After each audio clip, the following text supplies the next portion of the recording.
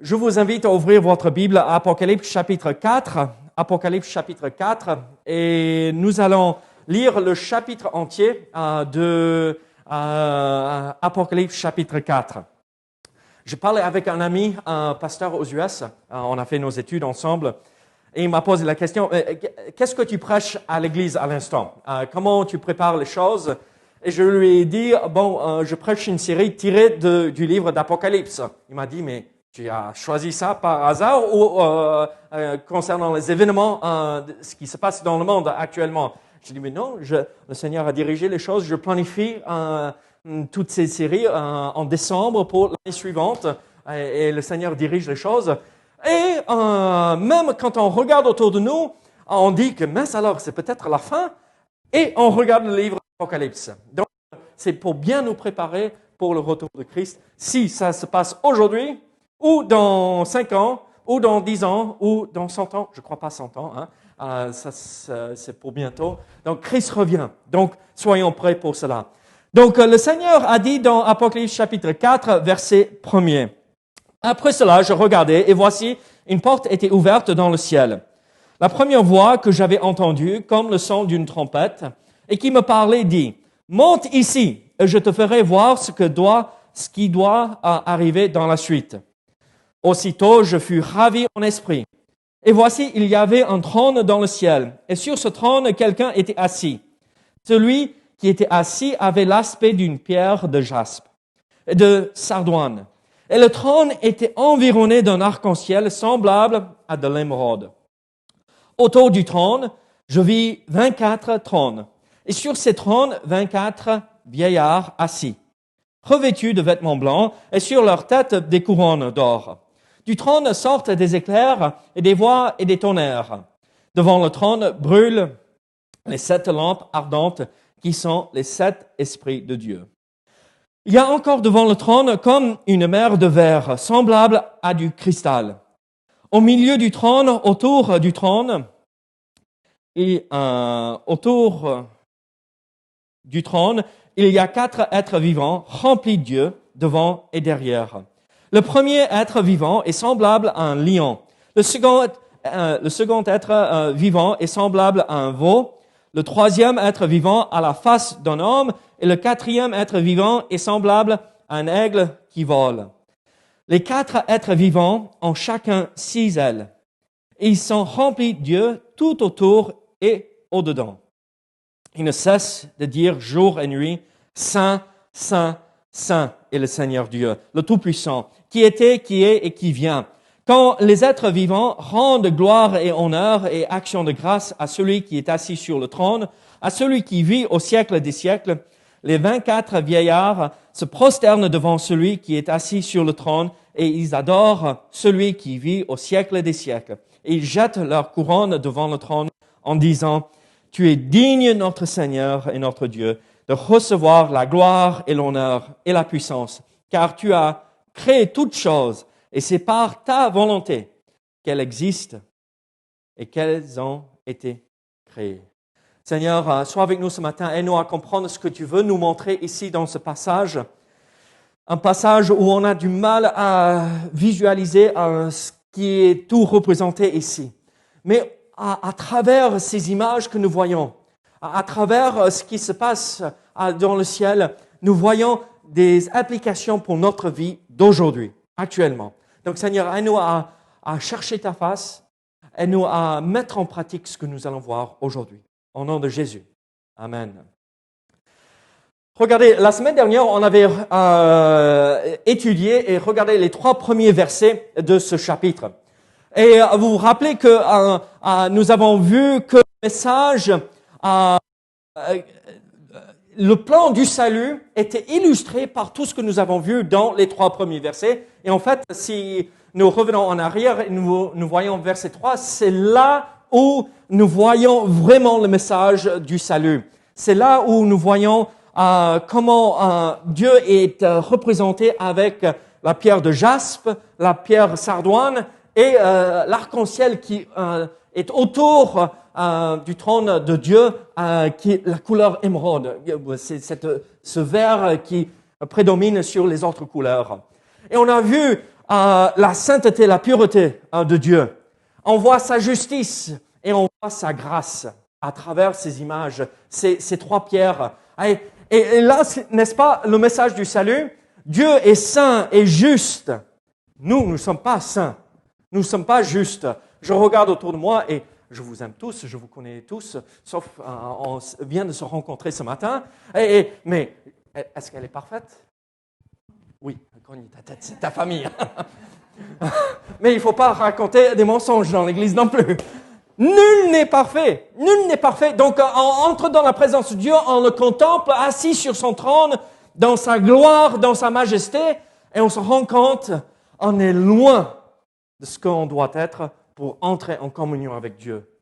Et là, l'arc-en-ciel vient avec la couleur d'émeraude et ça parle de la grâce, la miséricorde de Dieu.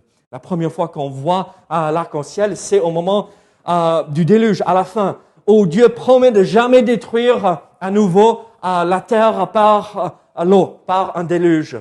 Et on voit cette promesse, cette grâce, cette miséricorde que Dieu fait. Et on comprend qu'on voit l'ampleur ou la grandeur du plan du salut. Dieu est juste et saint, mais il fait grâce à nous tous qui nous sommes loin de ce qu'on devrait être. Il nous sauve par sa grâce. Et dans ces trois premiers versets, nous sommes émerveillés par cette réalité. Le salut nous est offert par la grâce et par l'amour de Dieu. Et la semaine dernière, dimanche dernier, on part d'ici, on est encouragé. Oui, c'est le message que je dois transmettre au monde entier. C'est le message que moi j'ai accepté. J'ai placé ma foi en Jésus-Christ et c'est bon, j'ai le salut. Et vous savez ce qui se passe très souvent dans la vie chrétienne? On démarre bien, on est zélé pour le Seigneur, on a reçu le salut et après on se retourne, mais mince alors, comment faire? Comment vivre ma vie chrétienne?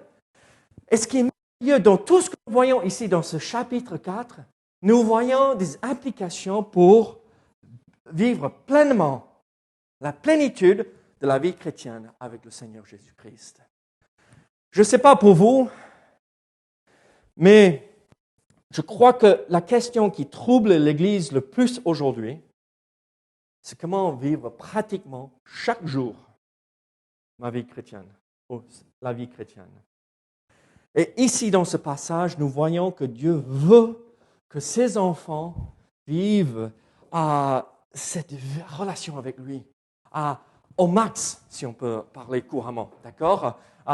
Le plus possible et jouir grandement de toutes ces bénédictions qu'il nous offre dans la vie chrétienne.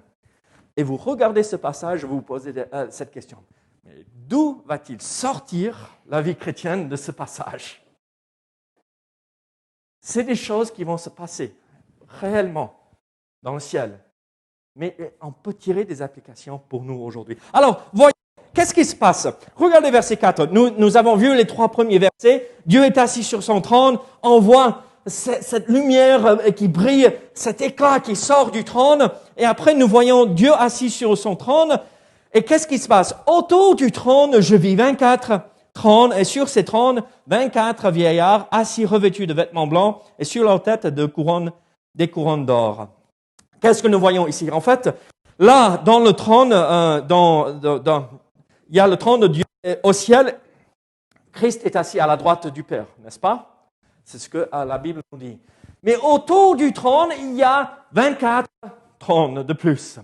Et des vieillards, il ne faut pas dire des hommes vieux, avec les longues barbes blanches, d'accord? Mais des vieillards, des hommes âgés, sages, qui montrent la sagesse. Et ils sont assis autour du trône. Et qui sont ces hommes? Qui sont ces vieillards? Il y a beaucoup de discussions par rapport à cela. Certains disent que c'est des anges, mais nulle part dans la Bible, nous voyons que c'est des anges qui portent des couronnes et des vêtements blancs, des robes blanches, d'accord? Ça, c'est attribué à des croyants, c'est donné à des croyants parce qu'ils ont été lavés par le sang de Jésus-Christ. Donc, en fait, pour moi, quand je lis ceci, moi, je crois que les 24 vieillards ici représentent tout le peuple de Dieu à travers tous les âges. On voit que il y avait combien de tribus en Israël? 12. Il y avait combien d'apôtres? 12. On voit que aussi, il y a les noms des tribus et les noms des apôtres inscrits, donc 24, dans le ciel. Et donc, en fait, pour moi, quand je regarde ceci, les 24 vieillards, je vois que ça représente tout le peuple de Dieu à travers tous les âges. Et où sont-ils? Et donc, on parle de nous. L'Ancien avec Israël, le Nouveau Testament, l'Église, d'accord, avec les apôtres. Et où sont-ils? Autour du trône. Et voici l'application pour vous et moi dans la vie de chaque jour.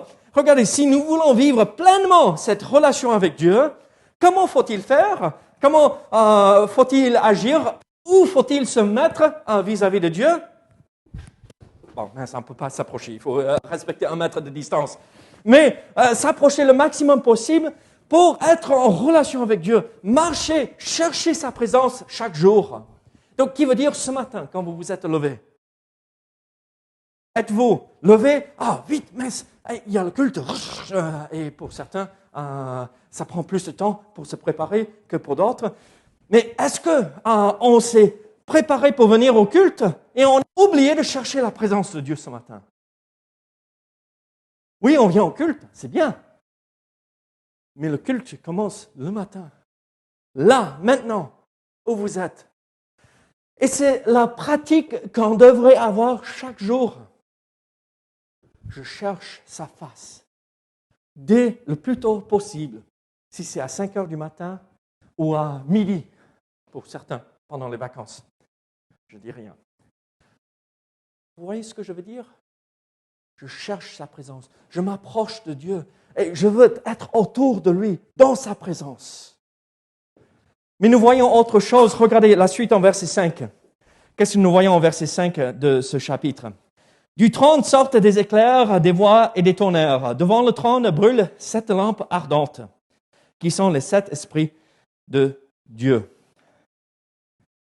Nous voyons, il faut s'approcher de Dieu, vivre dans sa présence, mais nous voyons aussi dans le verset 5 ce principe qu'il y a ces 7 lampes qui brûlent devant le trône de Dieu et ces lampes représentent les 7 esprits de Dieu. Regardez, on ne va pas développer ça plus parce qu'on avait regardé ceci dans le chapitre 1er. Les 7 esprits représentent qui? L'Esprit Saint, le Saint-Esprit. On voit que dans l'Ancien Testament, on utilise 7, comment dirais-je, attributs pour décrire l'Esprit Saint. Et en fait, ce que cette image représente, c'est la plénitude, l'ampleur. Vous savez que le chiffre 7 représente la perfection. Et donc, qu'est-ce que Jean est en train de dire? Regardez, il y a l'Esprit Saint dans sa perfection, dans sa plénitude, qui est là dans la présence de Dieu, et c'est là pour adorer et louer le Seigneur, le rendre gloire. Mais l'application pour vous et moi, c'est il faut s'approcher de Dieu, et en s'approchant de Dieu, il faut vivre pleinement la plénitude du Saint-Esprit dans notre vie. Comment faisons-nous? Comment on fait en fait? La plupart du temps, on entend cette voix, l'Esprit Saint nous parler. Paul ne fait pas ça. Ou Paul fait ça. Oh, laisse-moi tranquille. Oui, je le ferai. C'est pas que non. On répond non, jamais. La plupart. On n'ose pas. Mais pas maintenant, Seigneur. Non, j'ai pas le temps. Je dois faire ceci et après je verrai ça. Ou on voit que on regarde notre vie chrétienne et comment voir un homme ou une femme ou des enfants qui marchent selon l'esprit, on regarde le fruit qu'ils portent. Quel est le fruit de l'esprit? L'amour, la patience, la bénignité, la bonté. Je veux vivre pleinement ma vie chrétienne. Sommes-nous en train d'attrister le Saint-Esprit? l'éteindre, le mentir et l'éteindre? Ou sommes-nous à l'écoute, sensibles à son œuvre dans notre cœur, en train de mettre en pratique ces dons qu'il nous a donnés pour faire avancer l'œuvre de Dieu dans l'Église? Vous voyez ce que je veux dire? Ce n'est pas juste assez, OK, je me suis approché, mais il faut vivre selon l'Esprit aussi. En s'approchant, on se soumet à l'Esprit pour qu'il nous dirige. Qu'est-ce que nous voyons ensuite dans ce passage? Regardez verset 6. Donc, pour s'approcher de Dieu, il faut vivre pleinement à l'Esprit Saint. Regardez verset 6. Qu'est-ce que nous voyons? Il y a encore devant le trône comme une mer de verre semblable à du cristal. Elle me regarde. Je m'attendais pour voir si elle me regardait. Mais ce n'est pas cristal, mais du cristal. Cette pierre précieuse. À l'époque, peut-être vous ne le savez pas, mais à l'époque, c'était très dur de faire du verre, mais sans impureté. C'était très compliqué. Et le cristal avait énormément de valeur parce que c'était transparent, on pouvait s'en servir comme presque du verre. Et la plupart du temps, si on peut trouver du cristal qui était assez pur, ça valait énormément cher. Même le cristal coûtait plus cher que l'or, parfois, selon l'ampleur, la largeur, la grandeur de la pierre. Vous imaginez, une pierre cristal coûte plus cher que l'or? C'est incroyable. Et donc, ils avaient l'idée de valeur ici dans cette pierre, le cristal. Et en fait, quand nous voyons cette mer de cristal qui est autour du trône de Dieu, oui, on voit que rien n'est caché parce qu'on nous voit à travers le cristal. Rien n'est caché aux yeux de Dieu. Dieu est omniscient, il sait tout, il voit tout. Il n'y a rien de caché dans notre vie. C'est clair, donc il ne faut pas se dire « je fais des choses en cachette » et personne ne le sait. En fait, la personne la plus importante dans notre vie, c'est exactement tout. Et même tout ce qui traverse, pas juste les faits que nous faisons, mais tout ce qui traverse l'esprit. Il sait tout. Donc, il ne faut rien faire en cachette, mais aussi, il y a cette idée de valeur dans le cristal. Et là, vous savez comment nous faisons dans notre vie très souvent? Oh, c'est dimanche, ou c'est samedi pour le culte de hier, ou c'est dimanche après-midi pour le culte de cet après-midi. Oh, vite, vite, vite, il faut faire. Et on n'a même pas pensé tout au long de la semaine à cela. Et on arrive, vite, vite. Ah bon, ça ne marche pas avec le masque.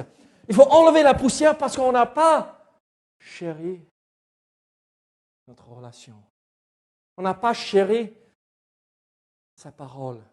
On n'a pas regardé à notre relation avec Dieu à quelque chose d'important. Même la chose la plus importante.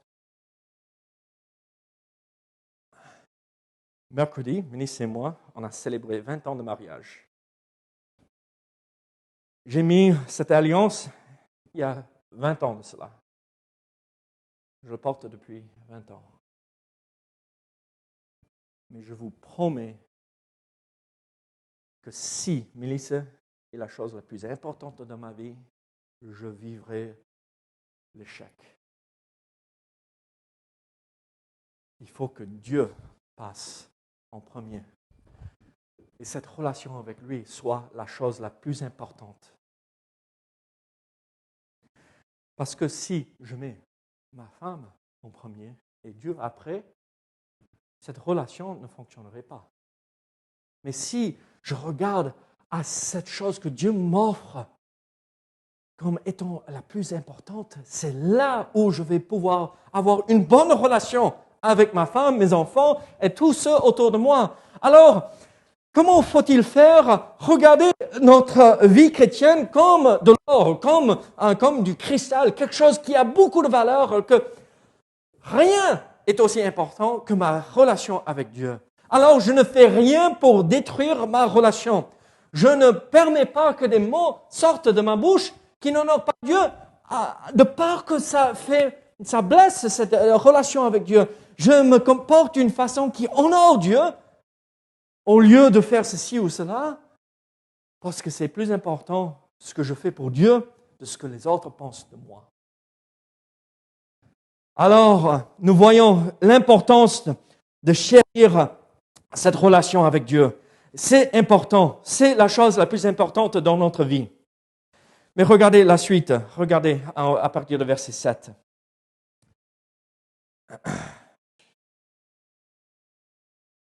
Bon, à la fin de verset 6. Au milieu du trône et autour du trône, il y a 4 êtres vivants, remplis Dieu devant et derrière. Le premier être vivant est semblable à un lion. Le second être vivant est semblable à un veau. Le troisième être vivant a la face d'un homme. Et le quatrième être vivant est semblable à un aigle qui vole. Qu'est-ce que nous voyons ici? En fait, on a du mal à imaginer ceci. Il y a des anges. Et dans le verset 8, on voit qu'ils ont 6 ailes chacun. Et en fait, du point de vue de Jean ici, il voit juste un côté. Parce que dans Ézéchiel chapitre 10 et Ésaïe chapitre 6, nous voyons que chacun de ces séraphins ont les 4 visages, les 4 faces.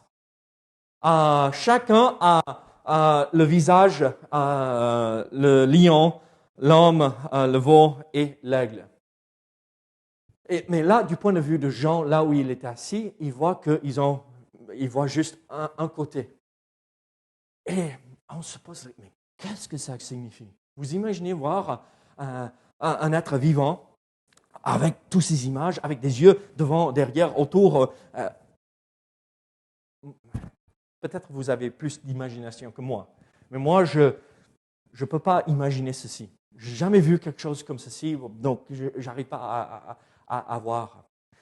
Mais en fait, Dieu a créé ces êtres pour représenter tout son être, toute sa nature, qui il est.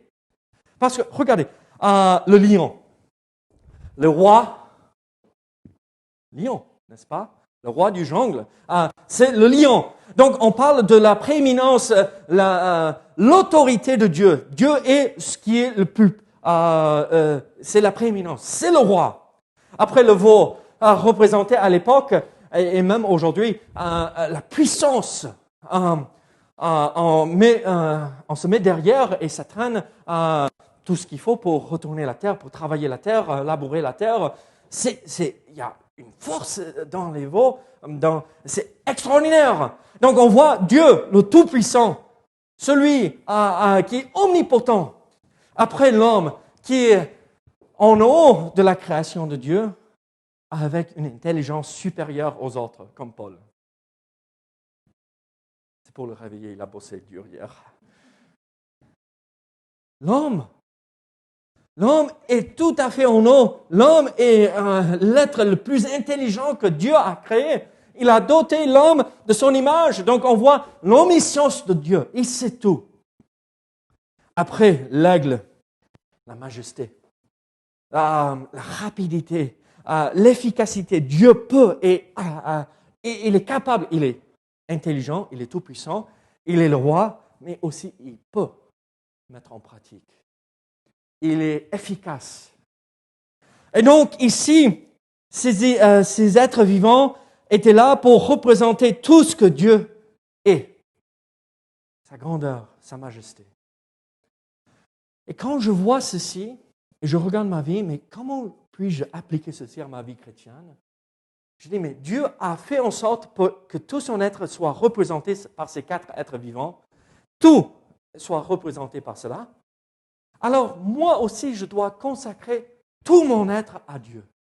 Je reviens à ceci régulièrement. On ne peut pas garder un aspect de notre vie et dire, ça c'est à moi, je ne donne pas ça au Seigneur. Il faut tout donner. Soit c'est entièrement donné, soit c'est pas du tout. Alors, nous voyons l'importance de chercher la présence de Dieu, vivre la plénitude du Saint-Esprit, chérir notre relation avec le Seigneur et donner tout de nous au Seigneur afin de vivre pleinement. Regardez verset 8, on s'approche à la fin, 2 vérités de plus. Verset 8, les 4 êtres vivants ont chacun 6 ailes. Ils sont remplis de Dieu tout autour et au-dedans. Ils ne cessent de dire jour et nuit, Saint, Saint, Saint est le Seigneur Dieu, le Tout-Puissant, qui était, qui est, qui vient. Qu'est-ce que nous voyons ici? Il faut vivre dans la sainteté. Il faut vivre dans la pureté. Il faut vivre la sainteté de Dieu. Je vous pose une question. Vous voulez vivre toutes les bénédictions de Dieu que Dieu veut vous donner dans votre vie avec lui? Il est impossible qu'il bénisse si nous ne marchons pas dans la sainteté. Ce n'est pas qu'on sera parfait un jour. Ici-bas, la perfection n'est pas possible. Ce matin, une petite chose peut-être vous a irrité et on a perdu la sainteté. Mais qu'est-ce que Dieu est en train de nous dire ici? Il faut chercher la sainteté à tout prix. Saint, saint, saint. Qu'est-ce que vous empêche de vivre la sainteté dans votre vie aujourd'hui? La Bible nous dit, soyez saints comme, Amen, votre Père est saint. Ça veut dire mon comportement honore le Seigneur. Ça veut dire mon vocabulaire honore le Seigneur. Ça veut dire toutes mes relations honorent le Seigneur, sont dans la sainteté, dans la pureté. Nous ne pouvons pas vivre dans le monde et utiliser notre bouche pour louer le Seigneur. La sainteté. Si Dieu venait aujourd'hui chez vous, il ouvrait tous les placards de votre vie et fouillait dans tout cela. Est-ce qu'il trouverait beaucoup de poussière à enlever? Ou est-ce qu'il trouverait une vie du mieux possible, humainement parlant, avec son aide, parce que c'est lui qui nous rend capables, mais avec son aide de vivre une vie sainte qu'il honore. La dernière vérité, regardez versets 9 à 11. Quand les êtres vivants rendent gloire et honneur et action de grâce à celui qui est assis sur le trône, à celui qui vit au siècle des siècles, les 24 vieillards se prosternent devant celui qui est assis sur le trône, et ils adorent celui qui vit au siècle des siècles. Et ils jettent leur couronne devant le trône en disant, « Tu es digne, notre Seigneur et notre Dieu, de recevoir la gloire et l'honneur et la puissance, car tu as créé toutes choses, et c'est par ta volonté qu'elles existent et qu'elles ont été créées. » Comment faire ici? Qu'est-ce que nous voyons ici? La dernière chose, c'est vivre dans l'adoration de notre Dieu. Mélisse et moi, on vient de célébrer 20 ans de mariage. Si c'est toujours, chérie, fais ça pour moi, fais ça, et c'est jamais, chérie, je t'aime. Mais mince, alors, sans toi, je ne sais pas ce que serait ma vie, je serais triste. C'est rien. C'est des petites choses, mais c'est important dans une relation d'entretenir ce genre de choses, ou des petits mots pour dire « je t'apprécie, je t'aime, je pense à toi ».